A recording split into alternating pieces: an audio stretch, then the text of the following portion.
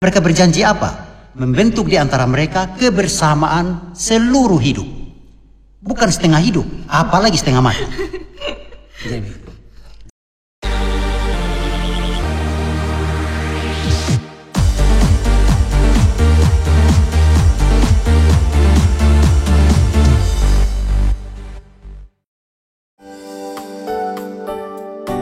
Kerabat Komsos yang terkasih, selamat datang kembali di Vox Mundi Podcast. Kali ini, saya Maria Goretiana Kakak akan menemani kerabat Komsos sekalian dalam obrolan seru. Di episode kedua kali ini, kita akan bincang-bincang lagi soal hakikat dan sifat perkawinan dalam Gereja Katolik. Kita tahu bersama bahwa perkawinan dalam Gereja Katolik itu diatur dalam hukum tertentu. Dan setiap pria ataupun wanita yang hendak berkeluarga pastinya harus mengikrarkan janji setia di hadapan Tuhan dan gereja. Bagaimana sih pandangan Gereja Katolik soal sakramen perkawinan? Di hadapan kita pada sore hari ini sudah hadir Romo Titus Jago PR, seorang imam projo keuskupan Koetabula. Kita akan bincang-bincang dengan Romo terkait sifat dan hakikat sakramen perkawinan dalam Gereja Katolik. Selamat sore Romo. Selamat sore. Apa kabar Romo? Semoga sehat. Kabar baik, tapi kita semua lagi waspada tingkat tinggi menghadapi corona yang belum juga berakhir. Tetapi kita belum berakhir ya. Iya benar sekali ya Romo. Saya buah kehormatan untuk kerabat Komsos karena pada sore hari ini Romo sudah mau meluangkan waktu untuk hadir di sini duduk bersama kami dan berbagi insight tentang sakramen perkawinan dalam Gereja Katolik. Nah, sebelum kita bincang-bincang lebih jauh lagi soal topik ini, pengen dapat sedikit informasi soal Romo. Pengen Romo perkenalan sedikit. Saat ini Romo berkarya di mana? Saya sekarang berkarya di Paroki Katedral Roh Kudus Koetabula sebagai pastor pembantu, tetapi sekaligus juga sebagai dosen di Sekolah Tinggi Ilmu dan Pendidikan di STKIP Koetabula. Selain itu juga saya termasuk salah satu hakim dalam tribunal Gereja Katolik atau pengadilan gereja yang mengurus berbagai masalah umat dan istimewa berkaitan dengan masalah perkawinan. Jadi bisa dikatakan 3 pekerjaan saya sebagai pastor di katedral, sebagai dosen di STKIP dan juga sebagai anggota tribunal. Oh, ternyata keren sekali ya Romo, kita tidak salah mengundang narasumber untuk turut berbagi cerita bersama kita pada sore hari ini. Sebelum kita bincang-bincang sore hari ini, saya sempat searching informasi soal Romo. Saya mendapatkan informasi kalau sebelumnya Romo pernah berkarya di Seminari Tinggi Santo Mikael Kupang. Apakah Romo mengajar di sana dan mengampuh mata kuliah apa saja Romo? Boleh cerita nih ke kerabat Komsos. Ya, setelah pulang dari studi, saya ditugaskan Bapak Uskup sebagai sekretaris keuskupan bersama dengan Uskup Kerubim. Sampai kemudian beliau meninggalkan Sumba, tugas di Maumere, mendapat tugas baru di sana. Kemudian saya membantu sebentar Monsinyur Edmund Boga yang sekarang uskup kita. Kemudian di tahun 2009 saya pindah ke Seminari Tinggi Santo Mikael, diutus uskup menjadi pembina dan pengajar di Seminari Tinggi. Saya di sana mengajar sesuai dengan mata kuliah keahlian saya, yaitu beberapa mata kuliah hukum gereja, termasuk hukum perkawinan, mengajar juga tentang pembaptisan, tentang semua yang berkaitan dengan sakramental, pelayanan sakramental. Tetapi sekaligus juga agak sedikit aneh, saya dipercayakan juga mengajar apa? Pancasila dan PKN. Mungkin mereka lihat saya ini kelihatannya cukup setia dengan Pancasila, sehingga mereka menunjuk saya sebagai orang mengurus Pancasila. Jadi begitu. Ternyata Romo ini syarat dengan ilmu, syarat dengan pengalaman, syarat dengan pengetahuan juga yang menjadikan kami para kerabat Komsos ini semakin bersemangat untuk mengikuti obrolan selanjutnya soal topik kita yang cukup menarik, cukup seksi pada sore hari ini. Nah, Romo, kali ini saya akan bincang-bincang dengan Romo soal sifat dan hakikat sakramen perkawinan dalam Gereja Katolik. Tapi mohon maaf nih Romo, kebetulan saya ini belum menikah, jadi anggap saja sharing pada sore hari ini saya mendapatkan informasi sebagai seorang muda yang mungkin nanti akan berkeluarga, bisa mendapatkan bekal informasi dulu dari Romo soal hakikat, soal hukum gereja tentang sakramen perkawinan. Nah, Romo boleh cerita sedikit ke kita berdasarkan pengetahuan Romo ataupun dalam pengalaman Romo sebagai seorang imam, apakah ada hukum gereja yang mengatur tentang sakramen perkawinan? Apakah itu tertulis dalam sebuah dokumen atau buku? Buku apakah itu sih, Romo? Baik, terima kasih. Gereja Katolik sebagai salah satu lembaga gereja termasuk tertua di dunia, kita ini usia sudah lebih dari 2000 tahun. Bisa dikatakan langkah yang panjang ini telah menghasilkan juga buku-buku yang penting untuk kita berkaitan dengan pegangan gereja, bagaimana mengadministrasi sakramen untuk umat, termasuk juga untuk perkawinan. Maka kita sudah mempunyai satu buku di sini, buku yang lahir dalam sejarah, yaitu Kitab Hukum Kanonik dalam bahasa Indonesia. Kemudian dalam bahasa Latin disebut Codex Iuris Canonici. Disebut Kitab Hukum Kanonik tahun 1983.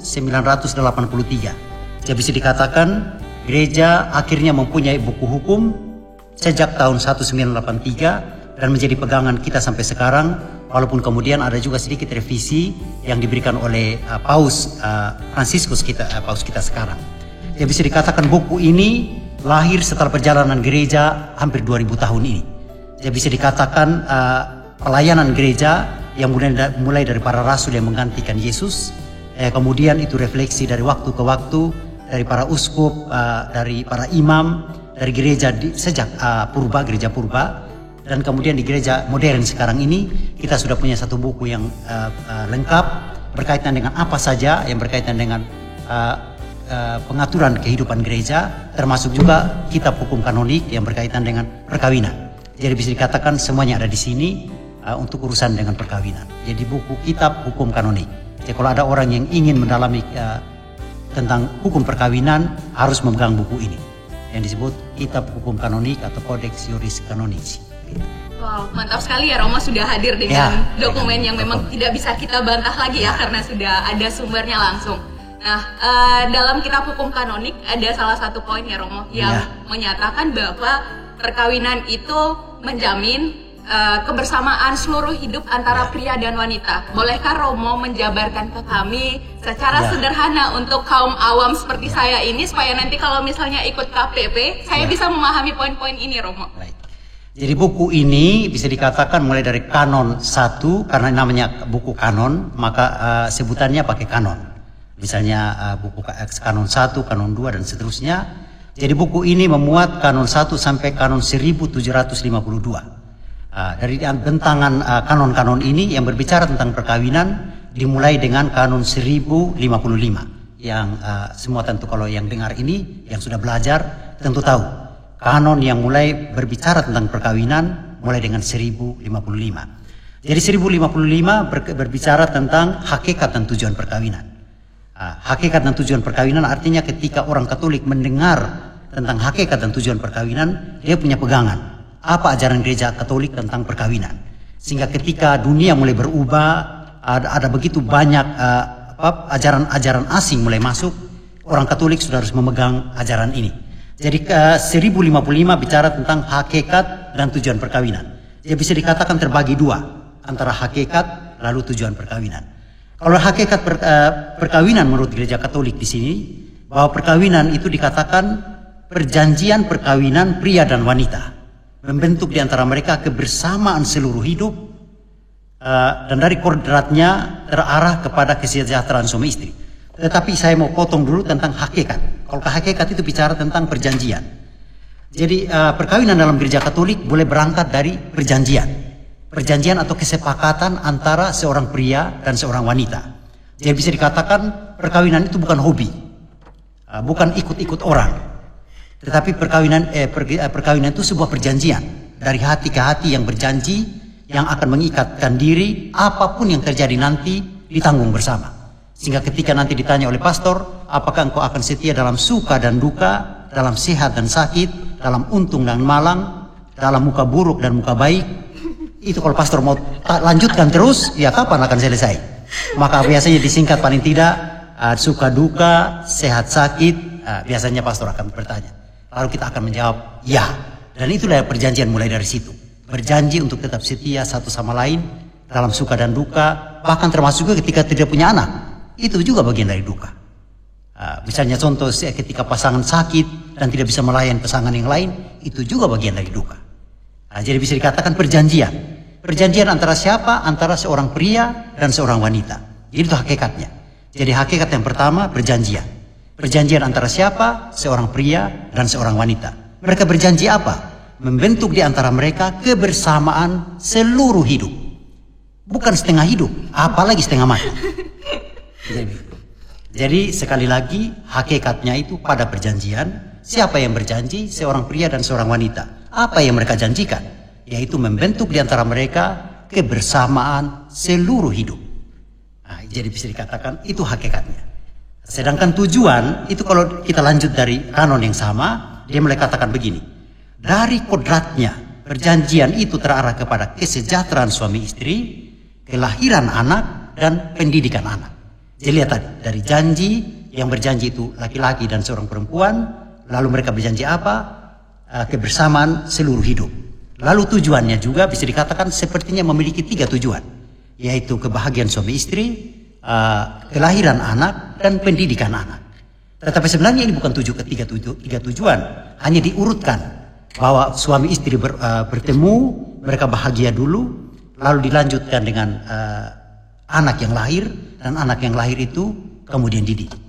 Jadi bisa dikatakan hakikat dan tujuan perkawinan kita bisa ramu dengan kata-kata itu tadi, dengan apa yang disebutkan oleh kanon. Jadi bisa dikatakan demikian itu hakikat perkawinan dalam Gereja Katolik, demikian juga tujuan perkawinan.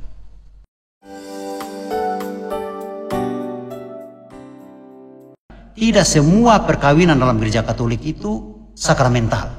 Hanya mereka yang dibaptis dua-duanya itu yang martabat sakramen. Lalu bagaimana dengan saudara kita Katolik yang menikah kemudian dengan seorang Islam misalnya?